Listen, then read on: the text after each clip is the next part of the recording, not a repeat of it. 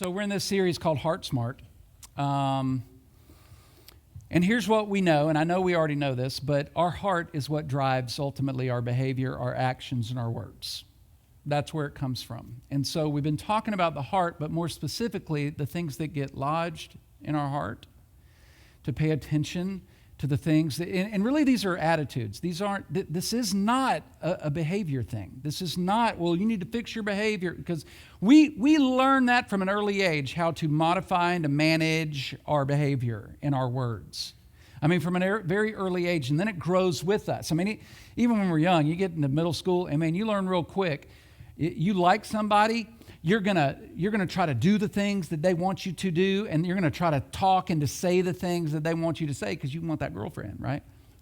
And that carries on into adulthood. You know, like there's certain behaviors, certain things I can't say, certain things I can't do in order to keep that job, in order to keep people happy with me. And so I know we understand all of that, but the problem is that the more we only pay attention to that, eventually those filters fail and things kind of bleed through. Our heart bleeds through. What is actually in us will always show up and rear its ugly head, and oftentimes at the wrong time. And the problem with that is that it's not just, well, I may lose a job, or I may, get into some trouble, or the real problem is how it impacts and affects our relationships with other people, especially those that we're close to. Because while you may not think something is an issue, or you don't see something within yourself, I promise you the people around you who love you the most and are closest to you, they see it. And they're aware. And so that's why it's so important not to just pay attention. Well, let me try to fix my behavior. Well, let me try to, be careful with what I say. Jesus knew that it was what was in your heart that ultimately mattered. And so we've got to pay attention to what I call heart issues. It's not just that, well, I've got, this is my motivation, these are my desires. It's like what gets in there is ultimately what determines what comes out. It will determine the direction that you head and what the quality of life looks like for you, and the quality of those relationships that you're in. So last week we talked about pride. And I know that was a fun one. And it was a fun one to talk about. I'm sure it was a fun one to hear. And so better though still is what I'm going to talk about today. And all of these kind of piggyback on each other, but these are just so difficult to see. And I think maybe even more so than pride.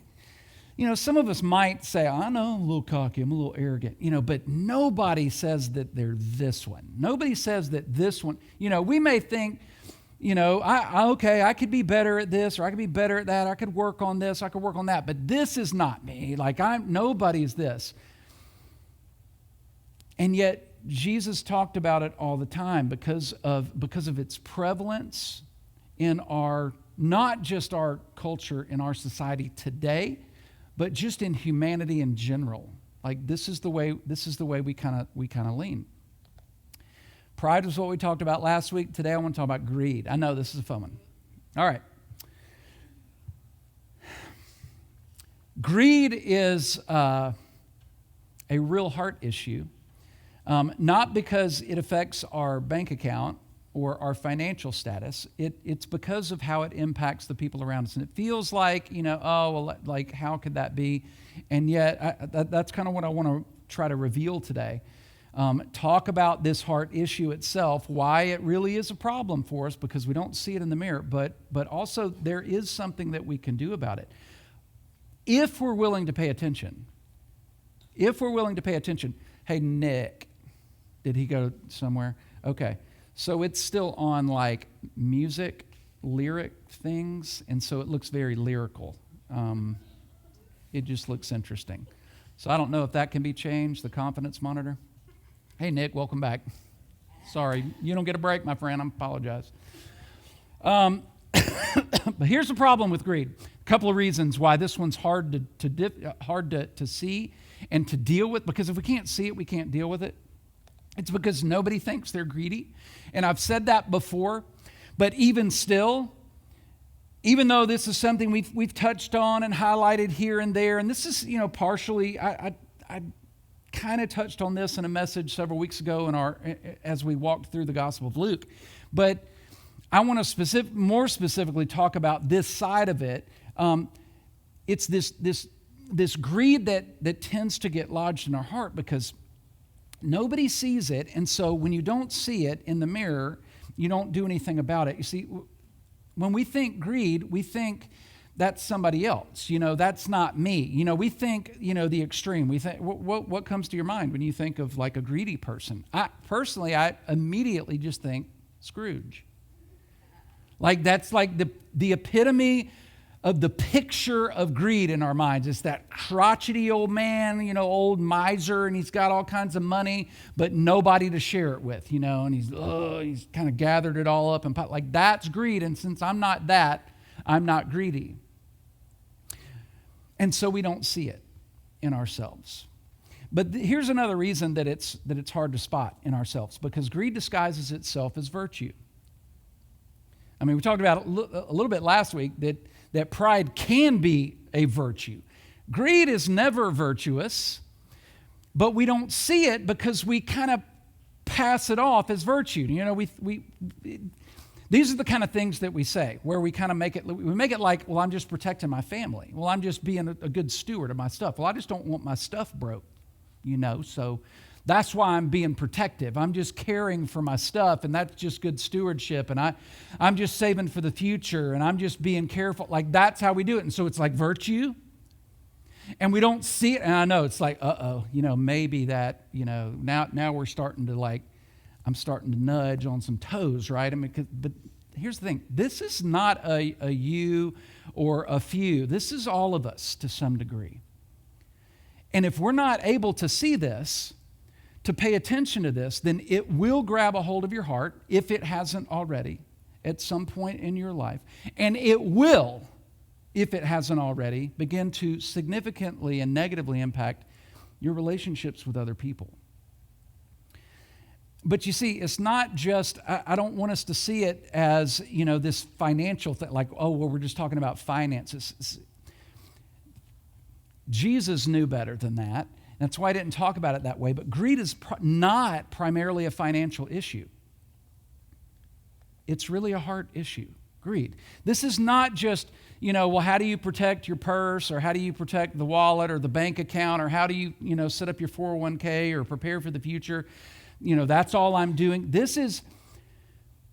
What does this have to do with your heart? Because what is in your heart bleeds over into your relationships with other people. And the thing is, I know that nobody here, watch this, nobody thinks they're greedy, okay?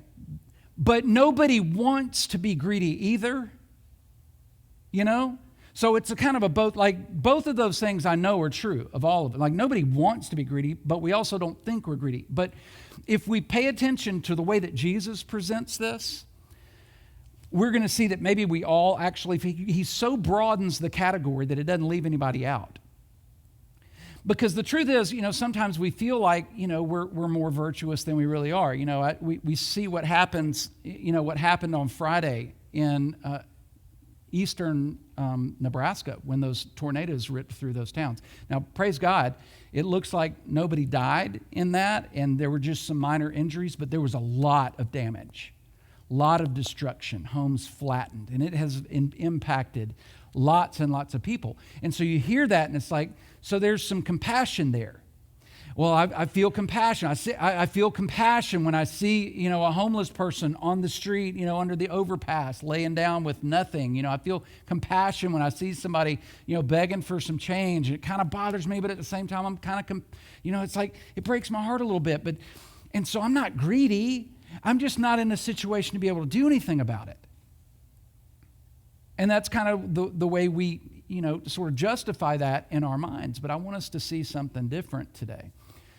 Because it's not just about the behavior of, I drove by and I felt some compassion. Well, I heard what was going on the other side of the world, and I hurt, and maybe I even, donated a little something. Like, nobody wants to feel that way. Maybe I need to be a little more generous, but I'm certainly not greedy. We just don't think we're greedy. We don't see this one in ourselves.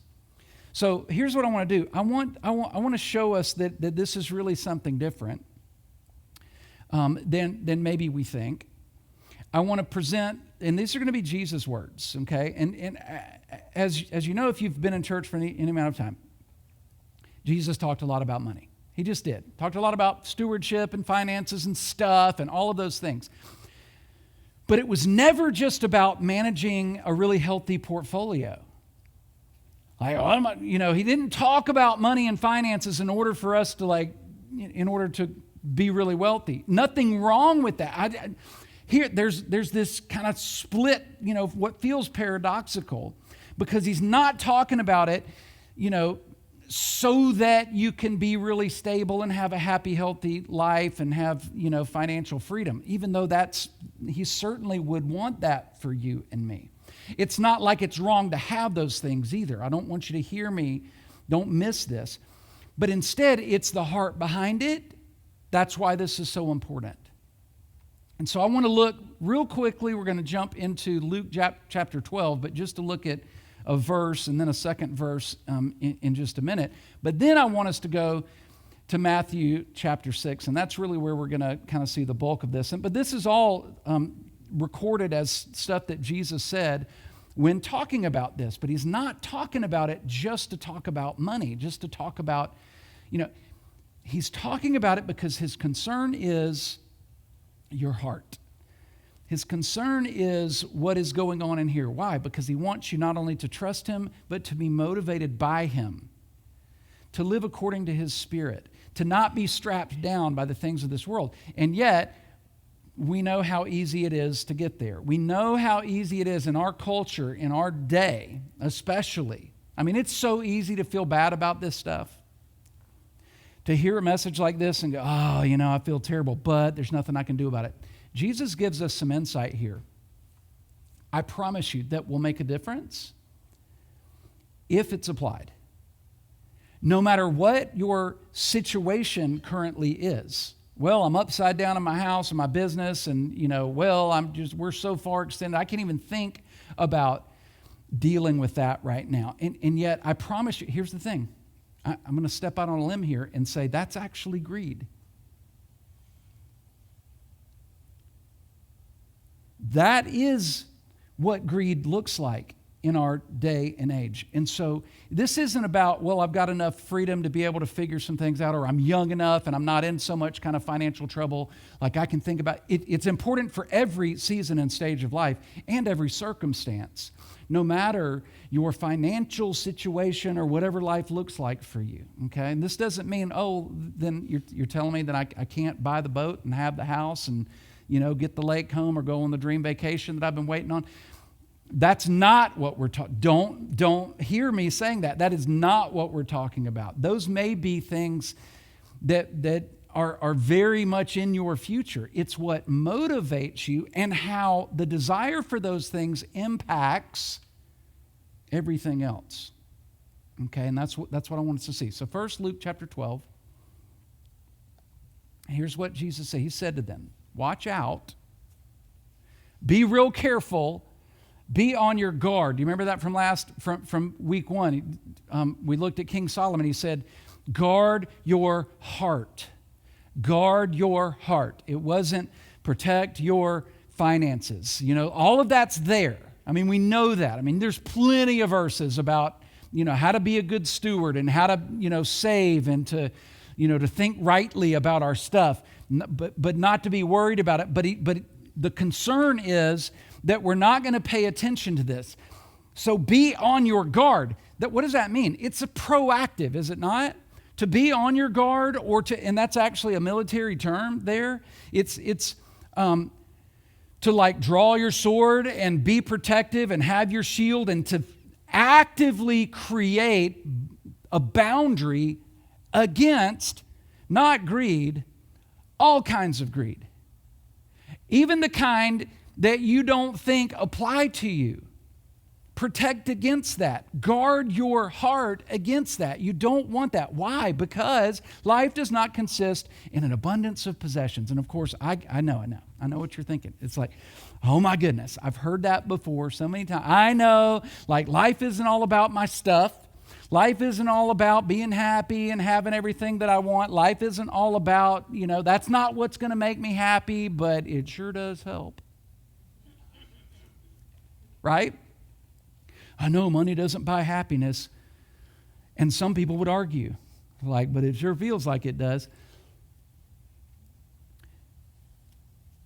If we are saying things like that, then there may be some greed that we're unaware of that has found its way into our heart. Because Jesus isn't concerned just about the possessions. He's concerned about the heart. And the problem is, and this isn't just today's culture, but it is very prevalent in today's culture. Here's part of the problem. It's because we have an equation for our lives unknowingly, and this is what life really becomes all about. See what you think about this. Life equals acquisition and upgrade. Just a cycle. Think about that. This is what we live for.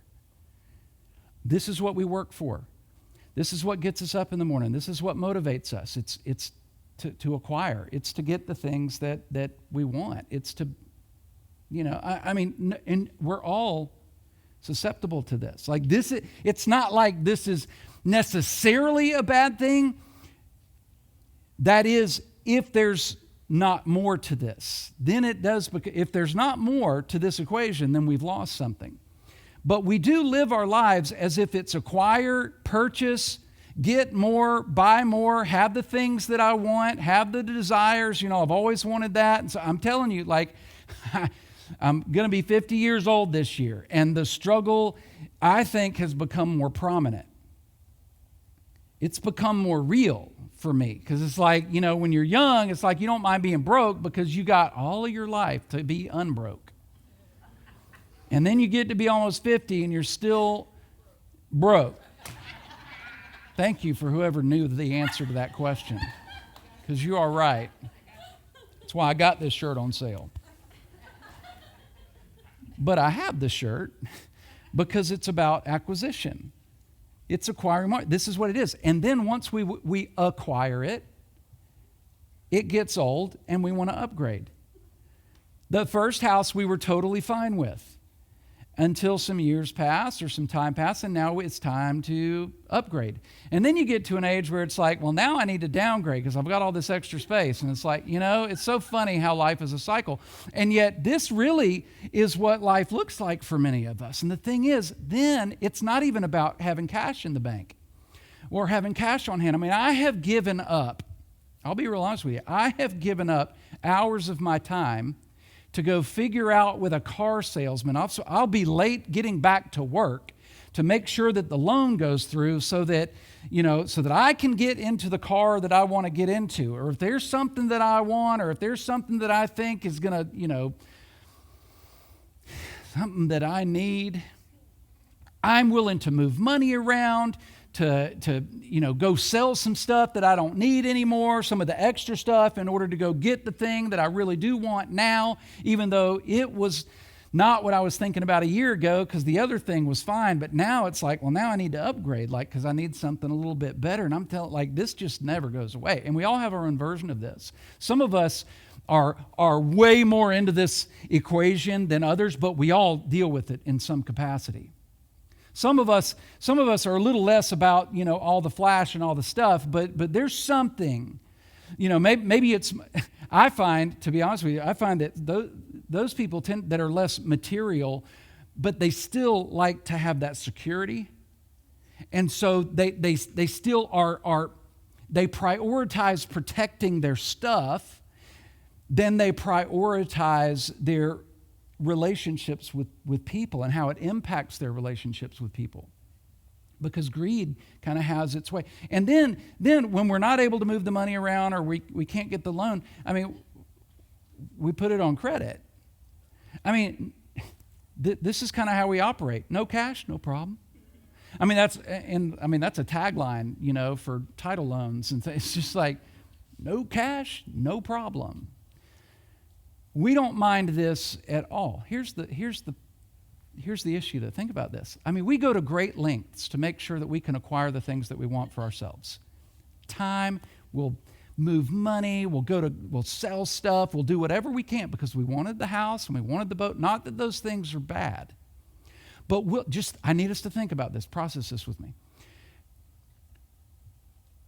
We'll go to great lengths to make sure that we do what we need to do in order to have the things that we have. But then when something is presented to us and we're invited to make a donation or maybe to tithe to our local church, we take one quick look at our bank account and go, sorry, I just don't have the cash.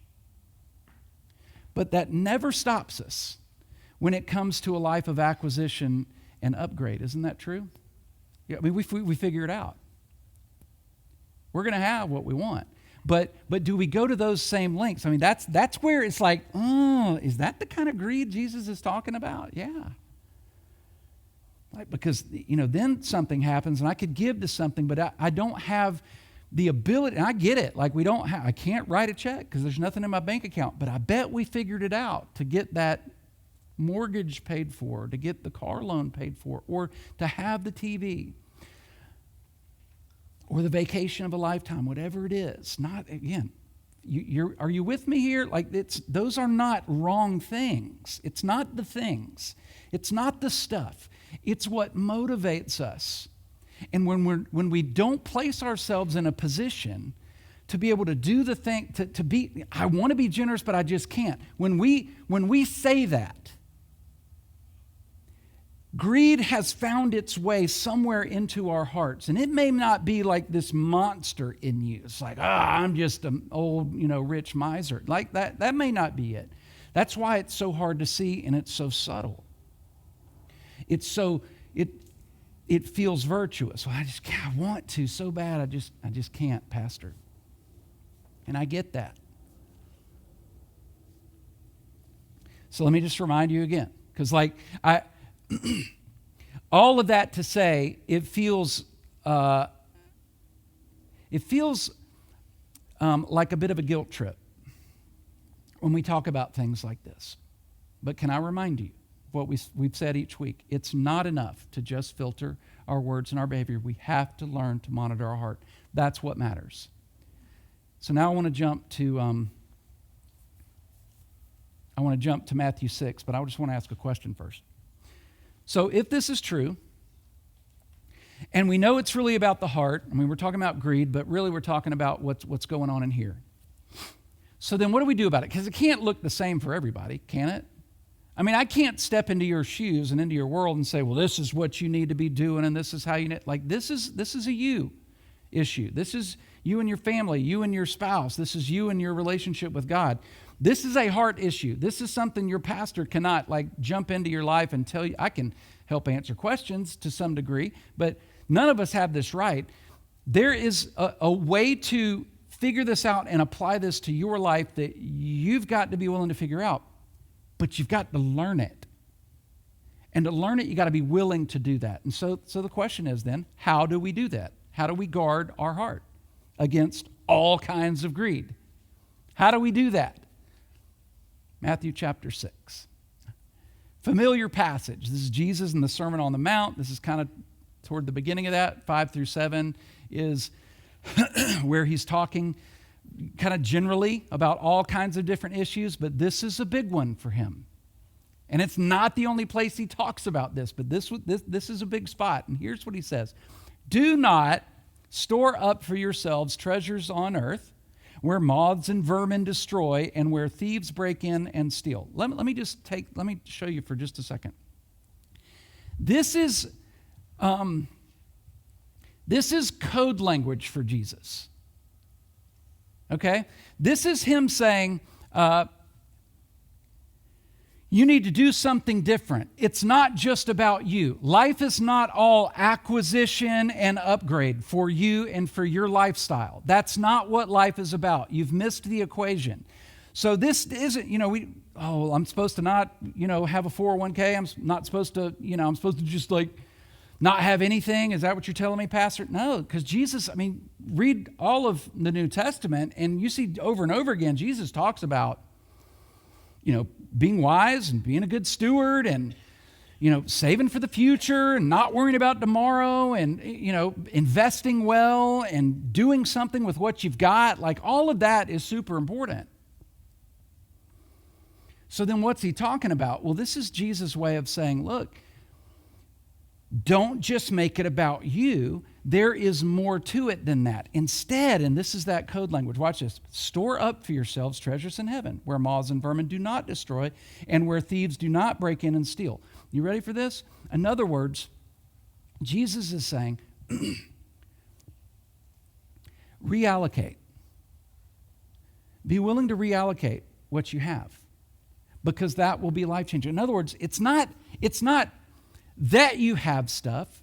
It's that you've just stored it up for yourself. But if you change your mindset about the things that you do have, it's not that it's like, well, I'm not supposed to have it. It just means, is that all it's about?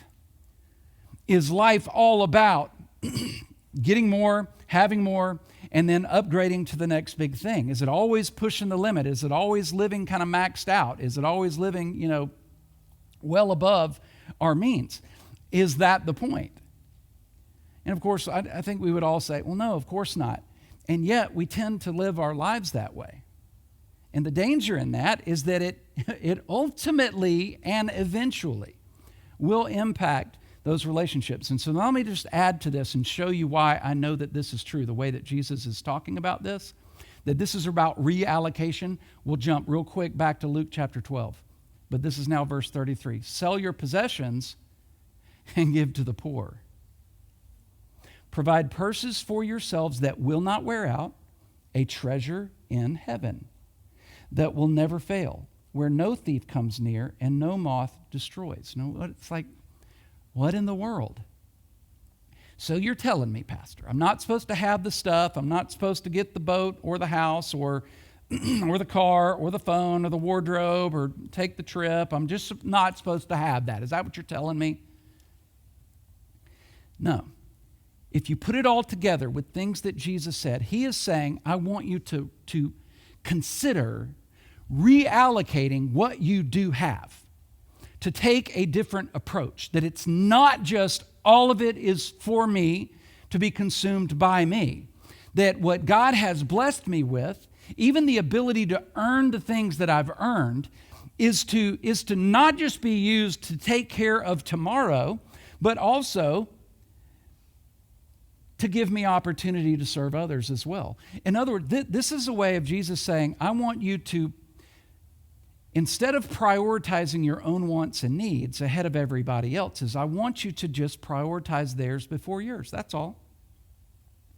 I want you to, this is about priority order. This isn't about get rid of everything. This is about what comes first.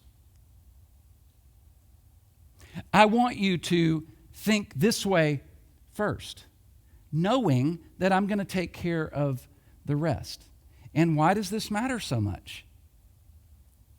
Now back to Matthew chapter 6. Because where your treasure is, there your heart will be also. Jesus knows something about you and me. He knows that he knows what you and I need to know. That if you want to know where your heart is, do you want to know where your heart is? Follow the checkbook. Follow the money trail. It's a scary proposition. Where does that lead you? And does it prioritize you above and beyond everything else, or does it fall in line with what Jesus is talking about when he says guard against all kinds of greed? Why? Because wherever your treasure is, there your heart will be also. And let me just tell you this, God, when he wins our stuff, he wins our heart. That's why it matters. And so reallocating what we have redirects who we are. This is it right here. Like if you want to remember something, if you're going to write something down, this is it. Because this is about This isn't about, well, let me just get rid of everything then. I just won't have anything. No, he so wants your heart that he wants you to care about your stuff less than somebody else's needs. And if you're not in a position to do that, if your heart is kind of bound up in, acquisition and upgrade, then you can't do the very thing that he wants you to do. When you begin to allow generosity to seep in, it's like, I'm talking like extravagant generosity, not going around in sackcloth and ashes. I'm talking about just making that priority. When you begin to do that, it effectively causes your stuff to lose its grip on our heart. And that's what God wants to begin with. He just knows where your treasure is, there your heart will be also. If he has your stuff, then he has your heart.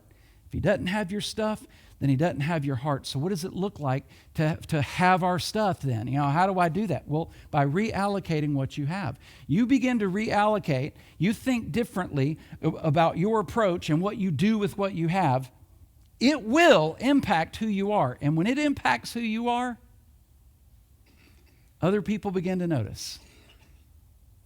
Right?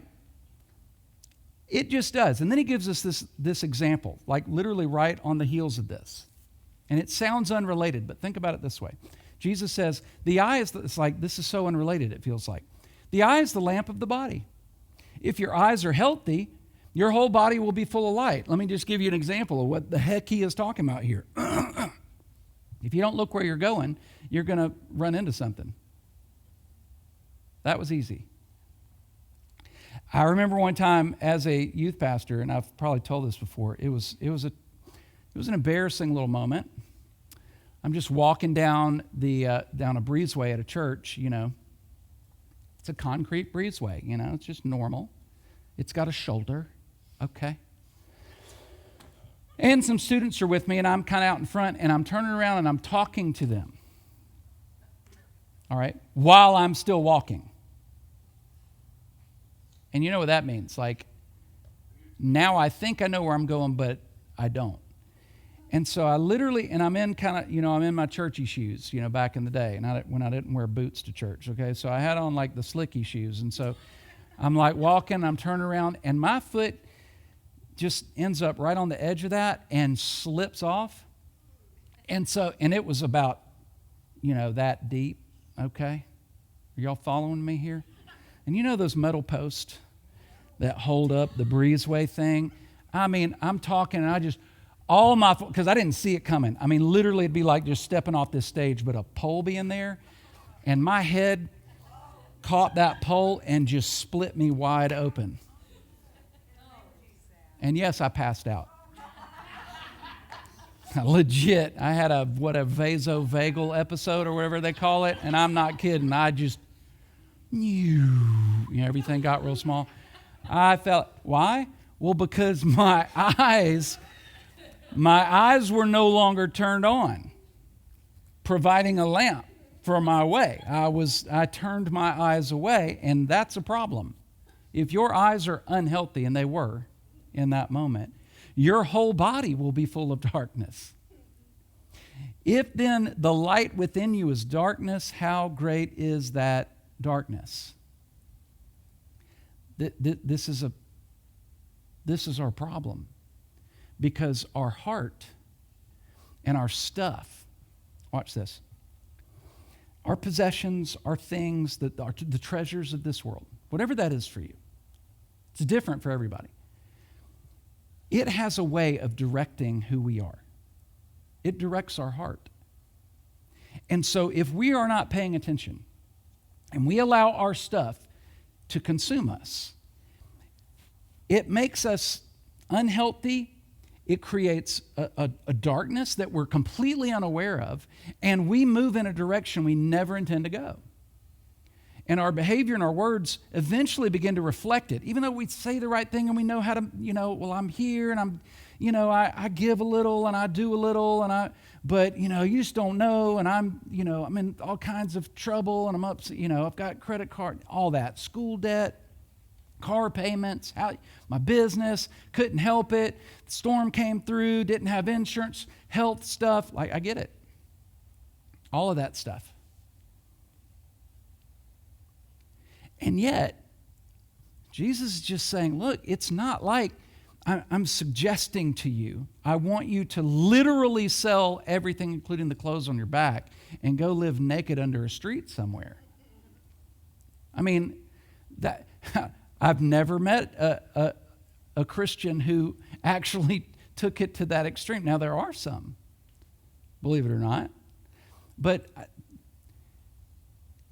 you put this one in the context of all of the things that Jesus said, that's clearly not what he's talking about. He is talking about what has our heart. And our treasure oftentimes has our heart when we are not paying attention, especially in today's world, in this culture we live in, where it is, you can't help but see what you do and don't have. And what you kind of wish life would look like and what it would be like. You know what Jesus, when he says, when put it into my words, when reallocate, don't just make it all about acquisition and then acquisition, upgrade, and as my income goes up, my lifestyle just goes up to match it.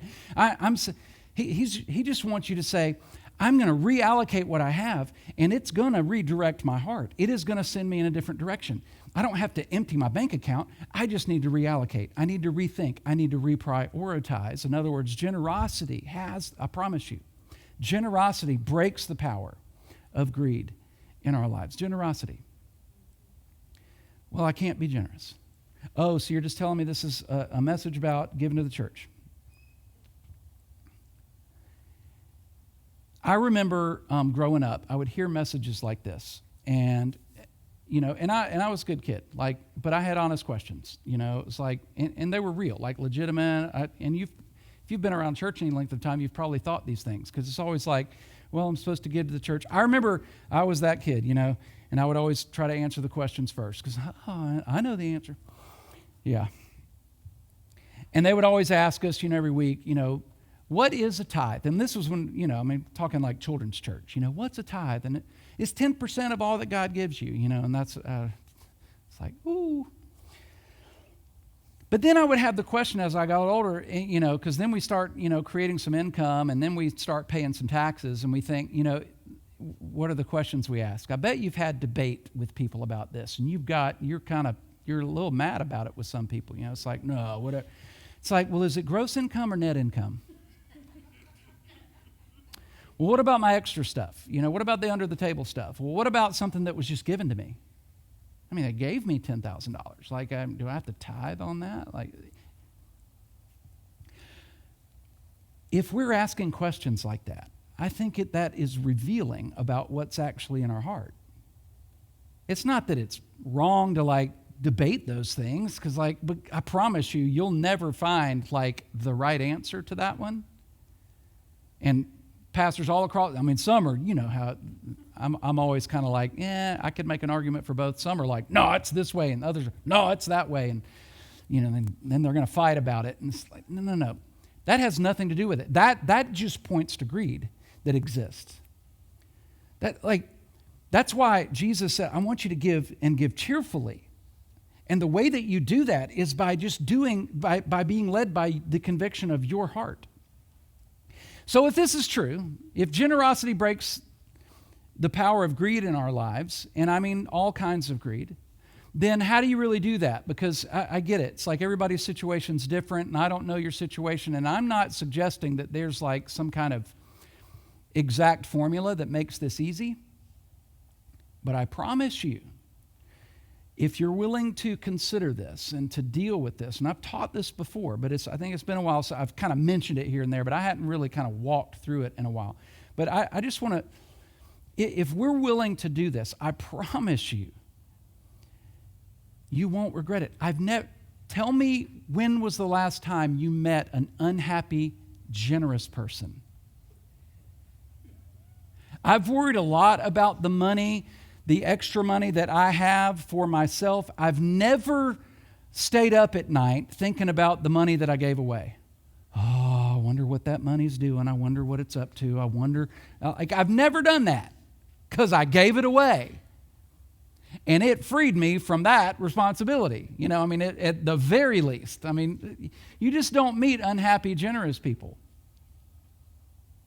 Like legitimately generous. And it's like, oh, well, they just have the money to be generous. Pause. Here's the kind of giving that we need to be doing, okay? And I call it P3 giving, okay? Why? Because there's 3 P words, all right? You've heard me talk about this before, but if I could just walk through this and remind you of why this is so significant, and there's a reason for each of these words. The first one is percentage, okay? Percentage. Notice I didn't put tithe or 10%. A tithe or 10%, yes, is a biblical standard. But so many of us are like, and again, this was one of my arguments when I was a kid. It's like, well, but, why does it have to be 10%? Isn't that legalism? What if I want to give 11? Or 9 or 15. Here's the thing. That is a standard to aim for, but you know what the principle actually is behind this? It's that it's a percentage, and it what it represents when it comes to your life and your income. That's what matters. It's not the percentage, it's that it's a percentage. Too many of us tend to just give, in response to a feeling or an emotion or a moment, and somebody, a little compassion, here's $50, And yet we have no clue what that actually represents when it comes to our lives and our income. So much better if you are willing to set a percentage, even if it's not 10%. I think that's worth aiming for because it is a biblical standard. But it doesn't mean you would ever stop there. As a matter of fact, we operate this way as a church. And I know I've said this before, but this is why. This is the reason. We have all of our budget categories are caps for spending. Our budget category for missions and for outreach and for giving is a floor. Like we're not going to give less than 10%. Not only do we not give less than 10%, through our Christmas offering and the things that we do throughout the year, we actually give significantly more. And generally, it's in the 15 to 18% category. But we know what it is, and we set it. And you know what? We actually set it first. We pick a percentage, and ours is based on a biblical standard. We picked it and then prioritized it. It is automatic. When we set our budget at the beginning of the year, we don't go, okay, so here are the things that we need to take care of, and we've got some stuff on the horizon, and we got to make sure we get that bill paid for, and we got to make sure that, that we're going to be able to pay the bills each month. This one happens automatic. Like it is happening, and it's first. And so I would suggest to you, pick a percentage, and this is worth talking about, and I get it. It's like, well, we're upside down, and I don't have anything. But here's the thing. You've probably got something coming in the future. If it's 0.5%, know what it is.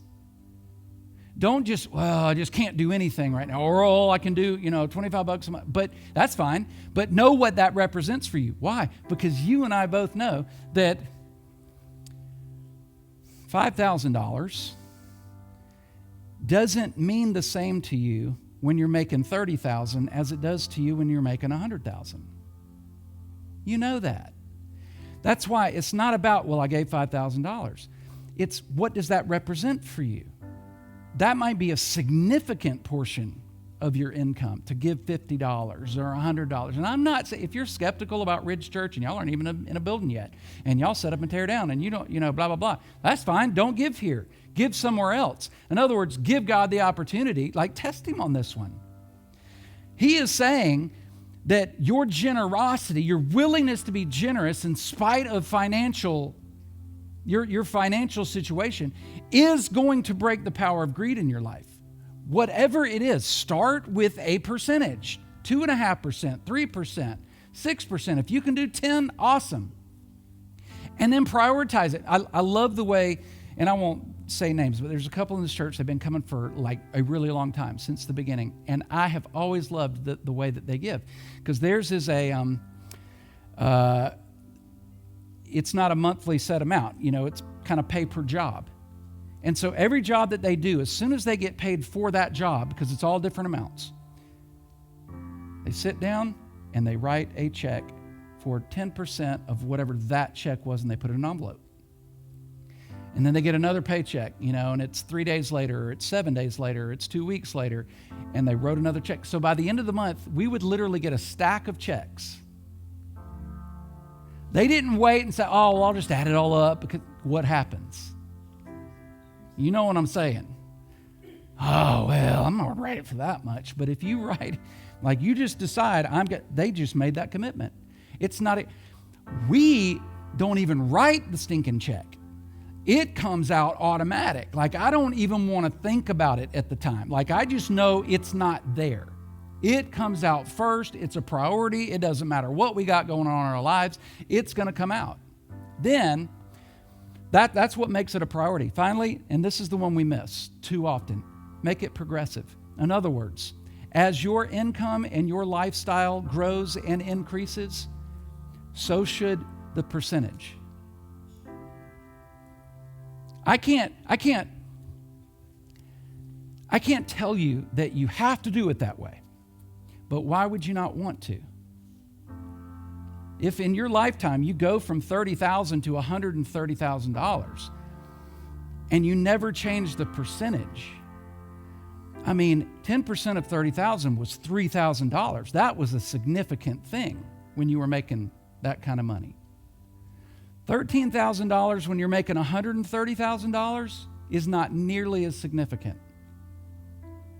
Or $500,000 or $1 million, whatever it is, or you sold that business or sold that. Think about this. Now, this is not about, well, I'm just trying to figure out a way. This is you. This is about your heart. That is what God wants. He does not need your money. He does not need your stuff. He wants your heart. Period. And greed hangs onto our heart. Generosity lets it go. And it gives it back to God and says, I just trust you, whatever it is. What if we did this? I can tell you this. If every person who called Ridge Church their home just gave 5% of their income, we would have the building paid off, and we would be in an incredible position moving into the future. I get it, though. Like, that just is not a reality in any church in America. The general consensus, the stats show that about 20% of the people who attend a church actually give. And certainly, even less than that, give a tithe. And so you're always operating on a lot less than that. And so I get that, but if not here, then somewhere. But generosity. Make generosity the priority. Pick a percentage. Make it a priority. Write that thing first. Get it out of the way. Don't wait until the month catches up with you. And then as time grows and as God blesses you and as things improve, let it improve with you. I think that's a biblical principle. I think this is not about somebody trying to, step on toes or trying to get you money. We are not, clearly we're not that church. This is for you. I think this is potentially life-changing. And so what are you and I going to do with it? This is ultimately about your heart. Would you bow your heads? God, that's what it's about. It's about our heart. And our stuff gets in the way. A lot of things get in our way. But it's just our stuff. It's our possessions. That's prevalent. We all deal with that to some degree. I get it. A lot of us are blue collar in this county. We're just hoping to make our ends meet, and sometimes paycheck to paycheck. I get it. Like, this is not like easy stuff. If it was easy, it wouldn't be a problem. It's not easy, though. But it's ultimately about you wanting our trust, wanting our heart. And God, I pray that we would give that to you today. Wherever you are, whoever you are, whether you're in the room, whether you're watching online, my prayer for you is that you would give God your heart, that you would confess that right now, just to say, God, I need you desperately. I know it. This is possibly a struggle for me. I'm willing to concede that maybe I deal with a little bit of greed in my life, and I don't want it anymore. I don't want to deal with that. I don't want the effects of that.